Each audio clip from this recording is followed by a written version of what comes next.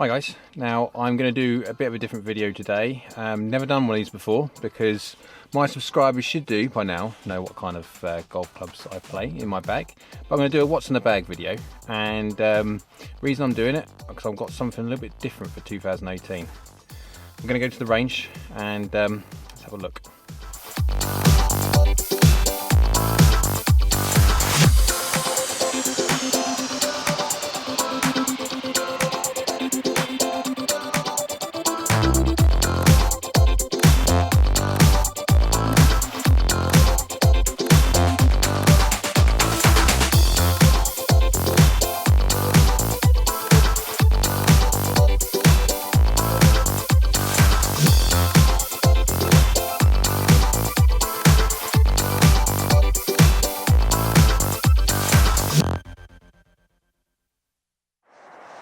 Okay, we're at the range now, so it's time to see what I have in my bag for 2018. Now, there is going to be a little bit of a question mark. We'll get to that in a little while. First of all, we'll look at the bag. Right, the bag I use at the moment, I've got two bags. I have one carry bag, which I'll use summertime and stuff like that, and then I've got a Motor Caddy electric trolley, which I'll use around in winter time and stuff. But driver-wise, I still have the Ping G30 LS Tech in there. Now, the reason why I have the G30 LS Tech rather than the G or the new G400 is for one reason. Now, when I've been custom fit for the G400 LS Tech and the G30 LS Tech, I get basically identical numbers. So I get identical distance and there's no difference. So why haven't I got the G400 over the G30, which is 2 models old now, is for one thing. I like the feel and I like the sound of the G30 over the G400. That is it. No other reason other than I prefer the sound this thing makes compared to the G400. And if I get the same distance numbers out of, I'll just go for what I feel. Shaft. Guys that have been subscribed to me for a while know that I'm not shaft sensitive, so I can have anything in here. However, for feel purposes, and that's all it is, I've got the Ping Tour 65 stiff, but it's been tipped by an inch. So it's actually more like an X stiff. But there you go. Of course, then it's shorter than normal. Any of you that have followed me again for a while know that I'm not a great fan of long length shafts when it comes to drivers. We'll have a look at 3-wood in a little while and I'll explain a bit more. But I like a shorter length shaft in my driver. I don't really lose any club head speed because of the shorter shaft, and my strike is a lot more improved. So as soon as I start getting a bit long, that's when my strike starts to vary a little bit, and any kind of increase that you ever get from a longer shaft is dissipated away from a poor strike. So anyway, that is driver head cover over there.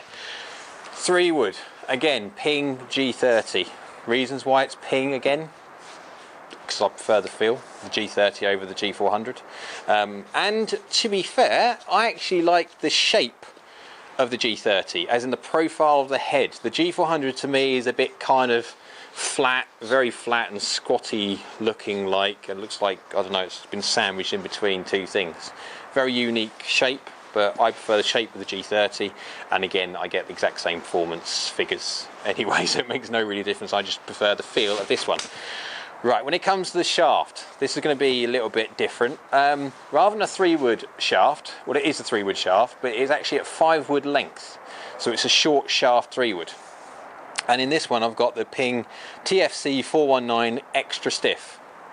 So this is actually quite a stiff old beast, and I just prefer the feel. What would it make any difference if no, it doesn't, and because I'm again not shaft sensitive, so it doesn't matter.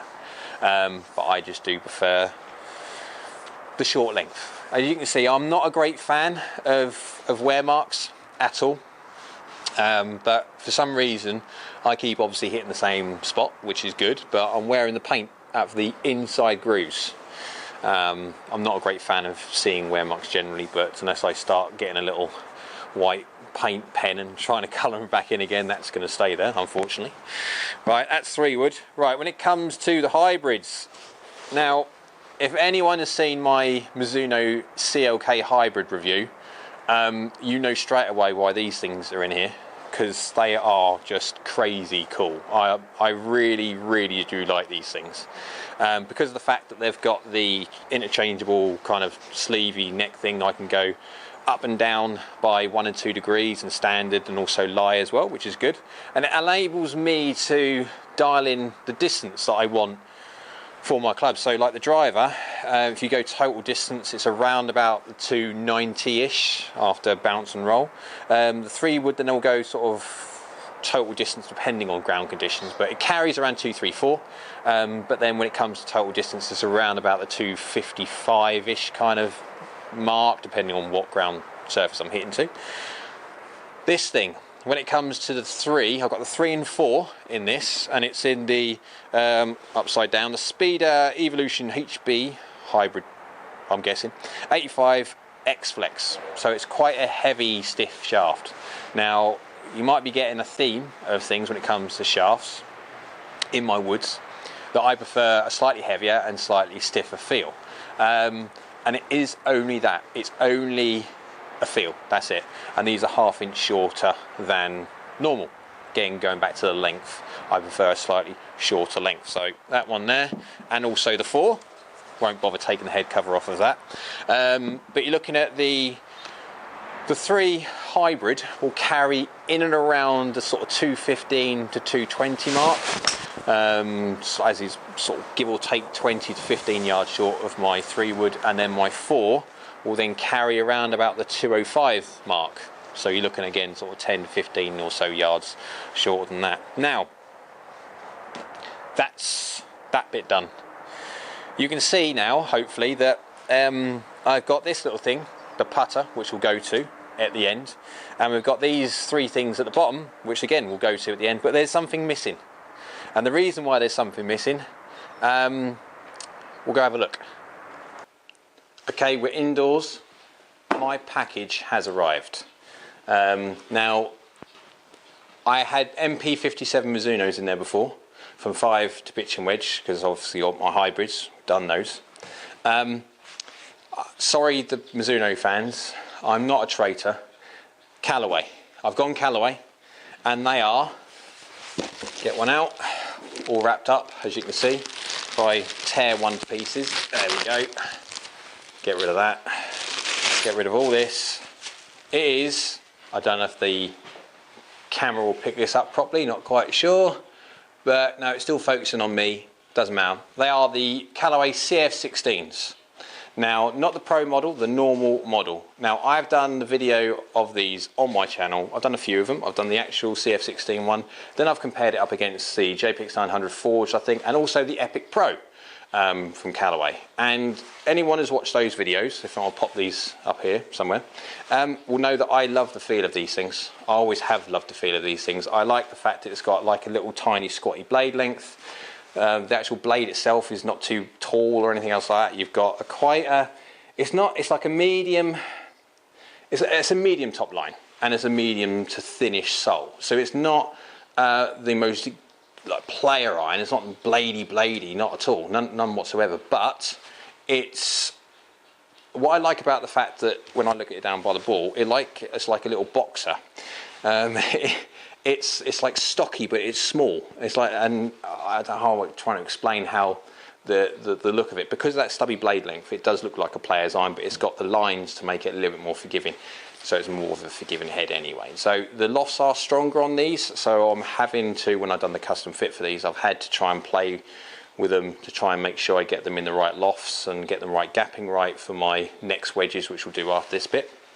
But the specs for these things are 3 degrees up. I'll go into that when it comes to the wedges. The shaft is the True Temper XP95 S300, and it's 1/4 inch shorter. When it comes to the shaft, you guys should know by now I'm not shaft sensitive. It doesn't matter, I just like the feel of the shaft. I also like the feel of the Project X LZ 6.0 or the Dynamic Gold S300. I don't really care what shaft is in there, it's just the fact that I just like this shaft, and I thought, well, why not? But it is 1/4 inch shorter, and the reason why it's 1/4 inch shorter is because of the fact that it should marry up against my MP57 lengths, because standard wise these are a fraction longer. Now they are also a fraction stronger, so that hence the reason why I've got from 6 to pitching wedge rather than 5 to pitching wedge, because the gappings with loft will mean that I don't need a 5 iron, because if I did, that would be more like a 4 iron of my MP57, of which I don't need because I've got my 4 hybrid. So you can see there I've had to do my homework and to make sure the gappings go right. I'm looking forward to playing these. The reason why I'm playing this is for one reason only. It's a social experiment for me. Now, I've played with my MP57s for a long time, and I wanted to know about obviously all this game improvement malarkey. If I was to go get a slightly more helpful iron, would that help my performance over a year? Or would actually playing between a blade, which my MP57s basically are, they say they're a cavity, but that's the smallest cavity I've ever seen, against something like this, the CF16, which is like a stubby, nice looking club, but with this bit round the back, it's got a little bit of help, which is the most important thing. So with this a little bit of help when you do slightly off-centre strikes, it'll be interesting to see if these actually make a difference. Now, tall velvet grip with 2 layers of tape, just because I prefer, again, the feel of a slightly thicker grip, but it's only by 1 wrap of tape. Some people can't feel it, some people can. I can, and I just quite like the feel of a slightly thicker feeling grip. But that is it. Right, what we're going to do is we're going to go over to the wedges now. We're going to go back outside, and because I've got all these to unwrap, and I'll have to put them in the bag a little later. Okay, back outside now, so I hope you can see there why I'm choosing the irons I'm choosing and where they're going to go. So the next one I go down to after the pitching wedge is these, the S18s. Now the S18s, I've got these in the 50 in the 7 degree bounce. I have them in the 54 in the 8 degree bounce, and then I've got them in the 58 in 12 degree bounce. Now I've got them in, if you've seen my S18 video that I've done, I'll pop a little kind of card or something up there so you can see it. If you haven't seen that one, have a look. You'll understand what I mean by the gappings, why I've got the 50, 54 and 58, because I'm lucky enough I got to test obviously all the lofts and working out, that's the beauty of it when you come to do like a custom fit for a wedge fitting at least. You need to, when you select your wedges, it's not just a case of selecting the shafts and everything that's going to go in there, because obviously yes, that's important, it is, and the lying or etc., but getting the lofts that you need, so basically getting the gappings correct, and then getting the grinds or the bounce and all those different options. It's so important that when you get fit, the fitter, whoever you're getting fitted by, takes how you deliver the golf club in, and also where you play, because that makes a big difference, into account of when they're fitting you for your wedges. So basically, if you're someone who's got quite a steep angle of attack and likes to take a nice big old divot, and you play on very wet golf courses, bounce will be your friend. It's one of those ones when you're coming into the ground with your lead edge being displayed to the ball, you need bounce, because you only have to be a fraction off when it comes to your strike, and that'll be like chunk, ball goes over there, and then the divot being that big just doesn't do anything. So bounce is important. Now I'm in the middle. I'm not necessarily someone who has a real dig-in problem. I used to get a little bit steep. I've kind of shallowed everything out a little bit. I'm not shallow, but I'm not steep. Hence the reason why I've got, generally when it comes to most of my wedges are mid-bounce. So my 58, I've got a slightly higher bounce. It's only because basically I use my 58 quite a lot for bunkers. So rather than use my 54, so for different shots. Anyway. Oh, shaft. I've got this in the Dynamic Gold Wedge Flex, standard length, and when it comes to my lie, bent up 3 degrees. I'm an upright player. Why? Because I have been an upright player for I don't know how long, and then I deliver high handle. But I'm consistent at doing so. Everyone who's saying that high handle necessarily is a fault, it is a fault if you can't control face to path and you can't deliver fairly consistently. As soon as you get any kind of movement which is not necessarily deemed as the correct thing and it's seen as a fault, if you can repeat it and it's functional and you can deliver decent delivery numbers with decent strike, etc., it now becomes a characteristic, not a fault. I'd like to say that. But again, if you're delivering a high handle because of early extension or whatever it would be, strong grips, yeah, all that lot, and you can't control face to path, you struggle with dynamic lofts and everything else and strike, then yeah, we'll be looking at trying to deliver a different wrist angle. Anyway, not supposed to be an instruction video, it's a what's in the bag video, hence the reason why we don't want to get too much into it. Anyway, get rid of this little thing. Why have I got my little putter? This putter here, Scotty Cameron, it's a Newport Beach. Now I can't remember how old this is. I'm gonna have to pop on the screen to see if I can, well, yeah, 2000 and, doesn't know. I've had it for ages. Ages, and to the point I don't think I will ever change. I'm very particular with my putter. I keep it very, very clean. As I say, this is quite old now and it's still in very, very good condition, considering its age. I fell in love with this Scotty Cameron putter from the word go. This is probably, no, it is the only club in my bag that I wasn't absolutely fitted for. Back in the day when I got this, this was fitted by me to a certain extent, but the biggest thing of everything was the feel. As soon as I got this putter, I fell in love with it. I fell in love with the balance of it, the fact that generally I can hit very, very good putts. When I do miss a putt, it's because the fact that generally I'm not great at reading green sometimes. I'll go through spells of being out of like a putting god, and other times where I can't hit a barn door if I tried. That's golf. Because yeah, working at a range, I don't necessarily get all the time in the world to be able to practice my putting.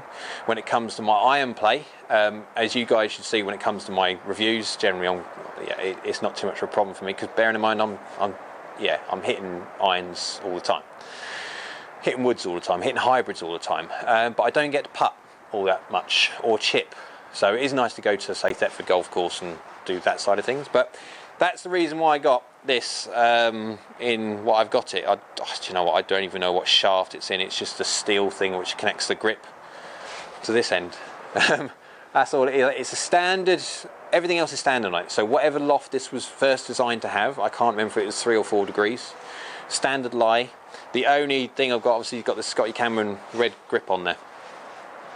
Again, because I just like that shape. It's got a look, I don't know if you can see that, but it's got a strange contour to it, and it suits your hand. When you get it into your correct part, which is not the correct part for when it comes to your normal golf grip. So your normal golf grip, you want it in your fingers. When it comes to putting though, because you want the putter in your arm to be a little bit more in line rather than having that angle that you get with a normal one, it sits in there lovely.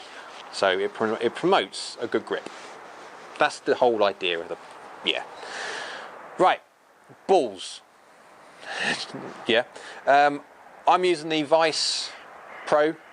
Yes, they are custom with my JS logo. I done a video quite some time ago now, comparing the Vice Pro to the Titleist Pro V1.